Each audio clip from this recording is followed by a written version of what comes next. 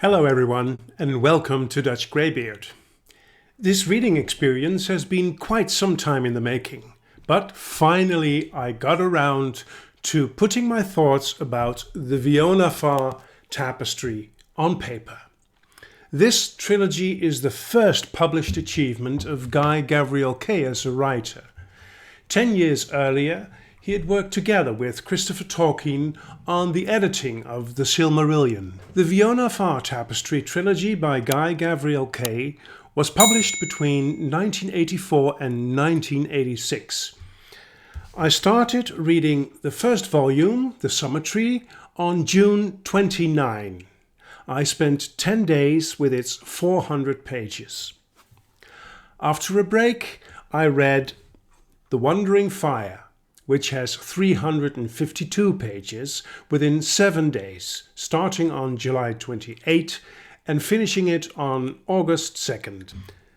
The final book of 420 pages took me the longest, but I have to mention that I read The Way of Kings by Brandon Sanderson at the same time. Nevertheless, it took me 28 days. I finished this read on September 1st.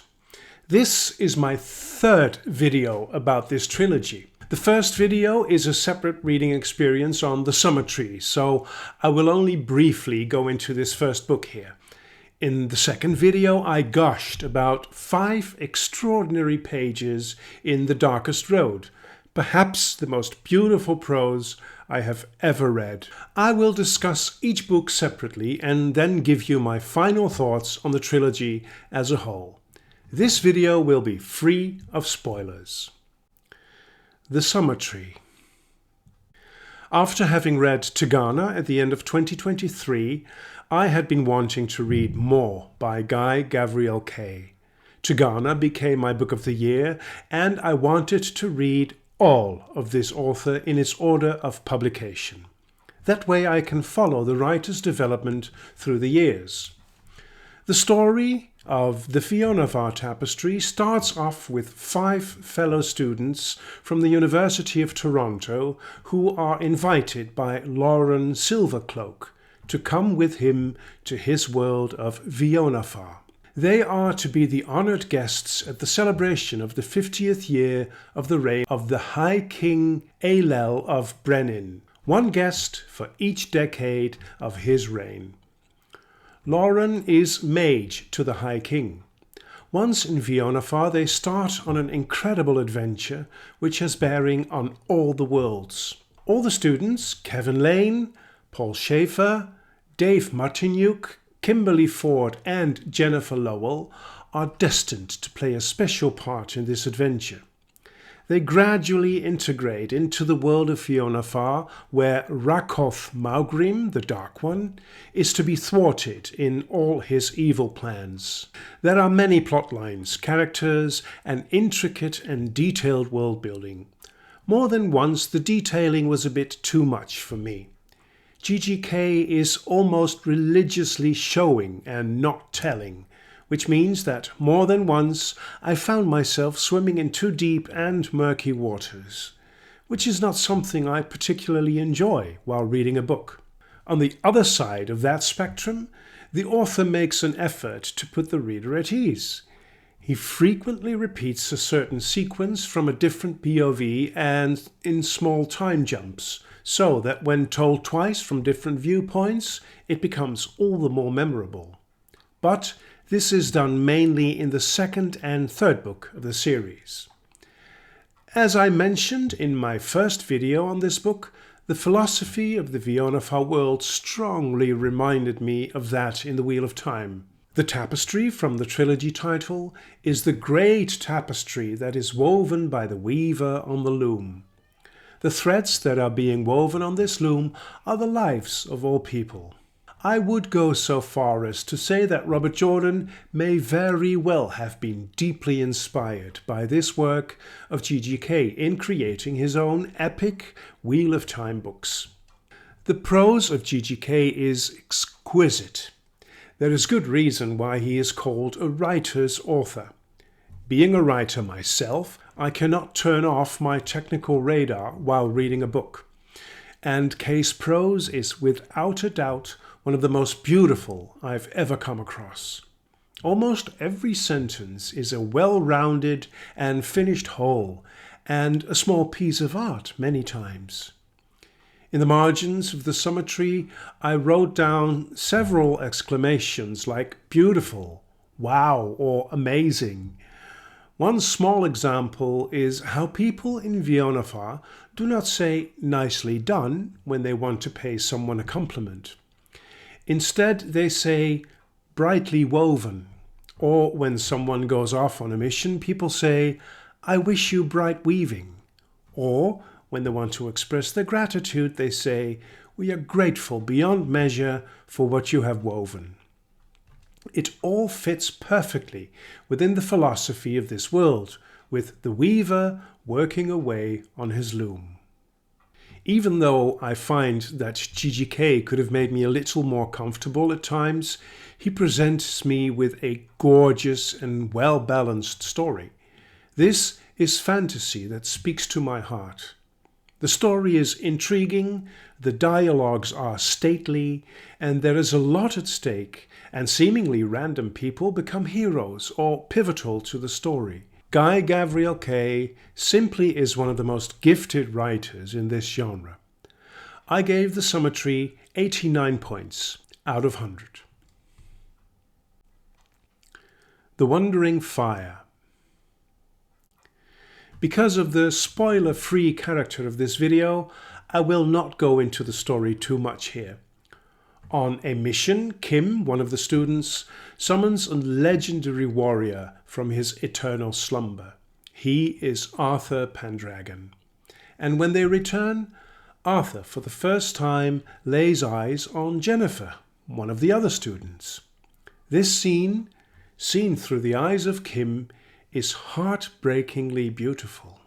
Understanding in that instant the fullness of the curse that had been laid on him, Kim felt her heart turn over and over, as if tumbling down a chasm of grief, of deepest love, deeply returned, most deeply betrayed, saddest story of all the long tales told. She turned to the second one. Oh, Jen, she thought. Oh, Jennifer. Oh, Guinevere, said Arthur. Oh, my very dear. Jennifer's memory is jogged as she suddenly realizes that she is also Guinevere. She saw his eyes and heard him name her by the other name, and there was fire, light, memory, so much love and desire, an explosion in her breast. But she is deeply conflicted because of extremely traumatic experiences with Ragoth Maugrim, who is also called the Unraveller at the end of the first book. She had only to cross to the table where Arthur stood, by whom she was loved, even still, and would be sheltered. But the Unraveller lay between. She couldn't rise over the dark and what it had done to her, not even to the shore that Arthur was. Much more can be quoted from this scene, but I'll restrict myself. There is so much depth of an entire past and one of the most tragic love stories in all of literature, which the author touches upon in a few words, not overdoing it, merely hinting and leaving it to the reader to enter those depths. This trilogy contains many scenes of this stature. Another one in this book is where one of the students from Toronto meets his destiny to become the lover of a goddess. He is a sacrifice come freely. His sacrifice is needed for the others to be able to continue their quest against the Dark One. The erotic blending of his body with hers is so delicately worded that it becomes one of the most beautiful scenes of this book. No other writer I know can summon such an overwhelmingly serene and fairy tale-like, almost sacrosanct atmosphere as Guy Gavriel Kay can. The magical air within this story is exactly what I love about fantasy. Characters travel toward their destiny and become heroes. For instance, In a children's song and dance in the first volume, Finn, time and again, is chosen as the one who one day has to take the longest road, whatever that may mean. In The Wandering Fire, this becomes reality in a way no one could have seen coming. This second book elevates the story to a new epic level with many unforgettable scenes, filled to the brim with beauty, meaning, and destiny. Still, there is too much detail and too much seemingly unrelated lore with names and characters that confused this reader. I gave The Wandering Fire 92 points out of 100. The Darkest Road. This third book is the one I struggled with the most. I read, as I mentioned, The Way of Kings at the same time, and this may have influenced my reading experience of this book. The pick-up ability of The Darkest Road was 70%. This doesn't necessarily mean that I didn't like the book. It only indicates how eager I was to return to it. Obviously, Sanderson won this round from GGK. How much I love this book is explained in my video on the 5 pages of the most beautiful prose ever written. These pages are inside this book, and I will definitely think back on them very often. They will become my go-to example of perfect writing. Guy Gavriel Kay's prose is meticulously structured, and it builds up age-old lore, love, pain, sadness, emotion, and human experience.